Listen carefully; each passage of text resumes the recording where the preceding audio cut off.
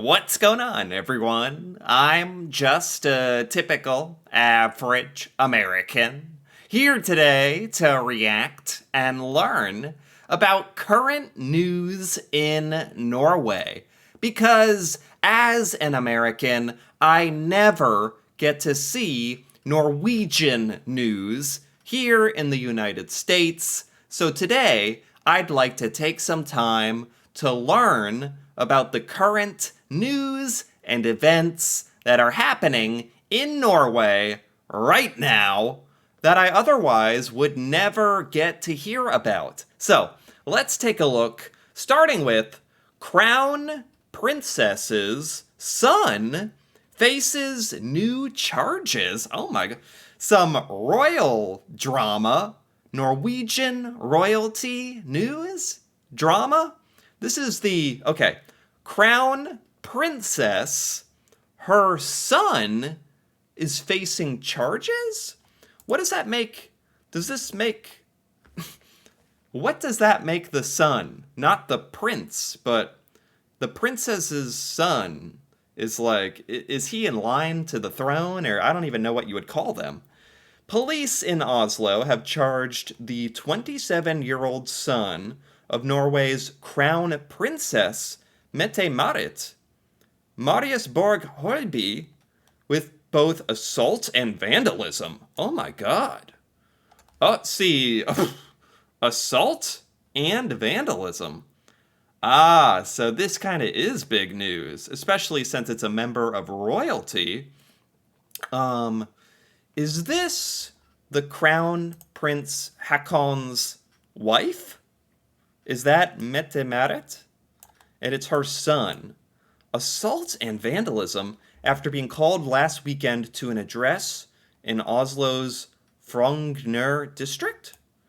Crown Prince Haakon called the charges serious in a brief meeting with reporters Wednesday. Ah, so it is the Crown Prince's son? Or stepson? Or I'm a little confused here. Is this a picture?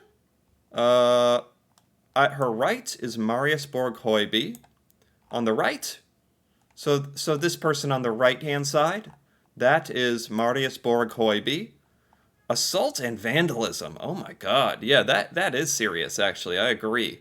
And not something you would expect from royalty. She has two children with Crown Prince Haakon, including the heir to the throne after King Harold.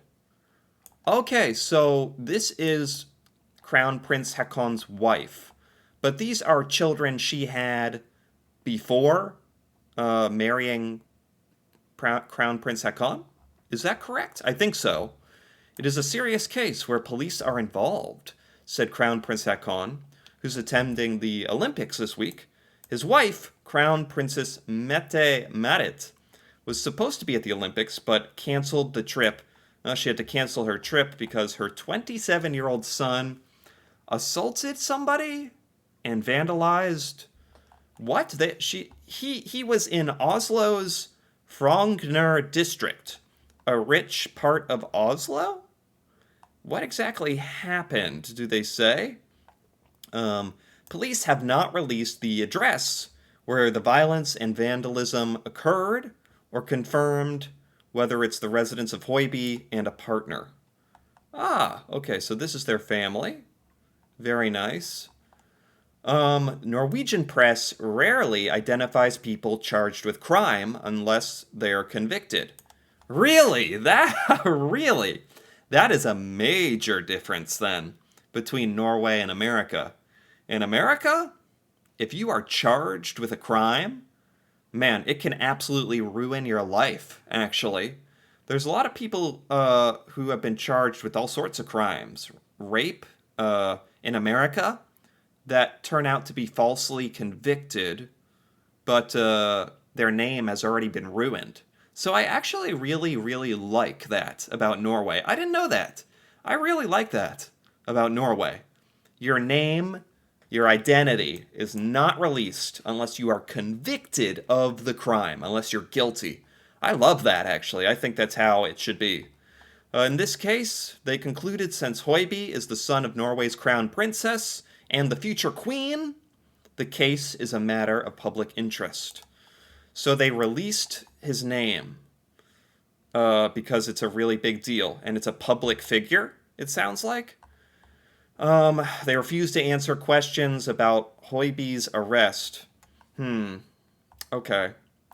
Well, it's good that Crown Prince Haakon has spoken on this, and he is saying it's serious because it's very easy to be biased when it's your own children.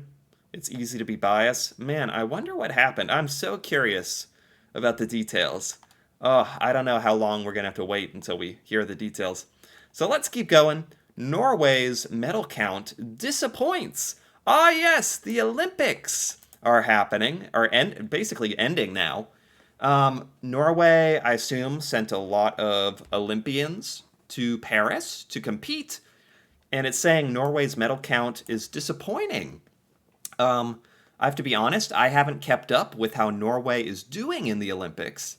I see that the United States is doing pretty well, which, as an American, I'm always happy to see. How's Norway actually doing? Not even one of Norway's most likely candidates for Olympic gold managed to deliver on Tuesday night. Oh, I know who this is. I know who this is. This is the Norwegian track star. He is somewhat known in America. At least when the Olympics come around, I recognize him. Jakob Ingebrigtsen. Ingebrigtsen. I have heard of him. I remember he's Norwegian. He was like a favorite to win his track event, right? Does he run like the 800 meter or maybe the 1500 meter? But he lost. It was actually an incredible race. Incredible race. He did not claim a spot on the podium. Yeah, 1500 meter. Yeah, he didn't even get second or third. It was a huge upset. He just barely missed. Incredible race. I actually saw some of this. Yes. This must be the most famous, one of the most famous Norwegian Olympic athletes. Yeah, a bit disappointing for Norway, huh? Because some of the United States athletes did really well, which was cool. I think that's why I know about this race, because the U.S. was a big part of it. Yes, it wasn't quite the final we hoped for, said officials for the Team Norway. Ingebrigtsen placed fourth, and Narve Yili Nordos finished seventh. Fourth is still incredible. That's amazing. Fourth in the world at the Olympics. Amazing, but I think Norway was hoping for more. I think he was hoping for more. Ingebrigtsen blamed himself on national television, saying he started the race a little too hard. He couldn't keep up the pace and finished behind Cole Hawker of the United States and Josh Kerr of Great Britain and Jared Nugus of the United States. Nothing to be too sad about. He did amazing, but he could have won the gold medal. I know he's that good. So at the same time, it is a bit disappointing, huh? What an enormous downturn for Jakob Ingebrigtsen. They called his loss of gold surprising. So Norway was really counting on this. Wow, he said he felt good before the race. He's known for being self-confident, brash. Some Norwegians commented that he deserved to be brought down a notch. It's funny because I know as a culture, Norwegians are very humble and don't brag. Whereas Ingebrigtsen is like very confident, which I think is cool. It's kind of good for the show of the sport as well. What else? Are there any other Norwegian Olympians that did well? What are we looking at here? They'll have another chance at gold in the 5,000 meter race. Norway's total medal count is low. Marcus Ruth's victory in the decathlon over the weekend. One commentator on Team Norway suggested Norway may better understand Ruth's momentous achievement. Marcus Ruth.